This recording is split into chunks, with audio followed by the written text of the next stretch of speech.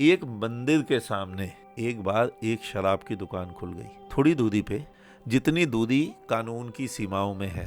पंडित बेचारा रोज शराब की दुकान के घूर के देखे और चला जाए। आखिर उसने एक उपाय सोचा।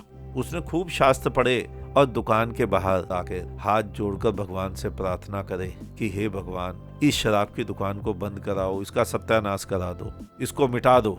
2 दिन बीते, 4 दिन बीते, 10 दिन बीते। आखिर एक दिन रात को शराब की दुकान में आग लग गई। शॉर्ट सर्किट हुआ होगा।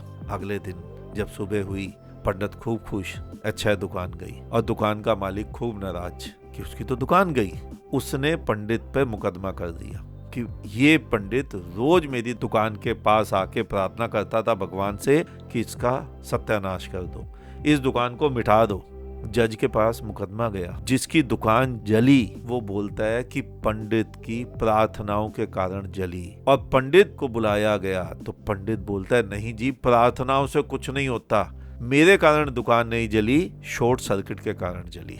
अब जज बेचारा सोच में पड़ गया, क्या फैसला दिया जाए। अधार्मिक व्यक्ति जो दुकान चला रहा था तर्क दे रहा है कि प्रार्थनाओं से दुकान जली, यानी प्रार्थनाओं से होता है। धार्मिक तर्क दे रहा है कि नहीं जी, प्रार्थनाओं से कुछ नहीं होता, ये तो शॉर्ट सर्किट से जली। सुखी मनुष्य सब कुछ त्याग कर होता है, और सब कुछ त्यागने का मतलब धन त्यागना ही मत समझ लेना, इच्छाओं को त्यागने से होता है। और इच्छाओं का मतलब गाड़ी कोठी की इच्छाएं भी मत समझ लेना, बैकुंठ की इच्छाएं, स्वर्ग में अप्सराओं की इच्छाएं। सुना है ना तुमने, जब आए संतोष धन और सब धन धूरी समान। जन्नत में हूरों की इच्छाएं, अन्य लोकों में जन्म लेने की कल्पनाओं की इच्छाएं। जो भी इच्छा है, जो भी चाह है, उसको त्यागने से मनुष्य सुखी होता है। संतोष धन, और जिन जिन को भी धर्म मिला, जिन जिन को भी सत्य का बोध हुआ, ध्यान से देखना, उन्होंने उस बोध से पहले बाहर का,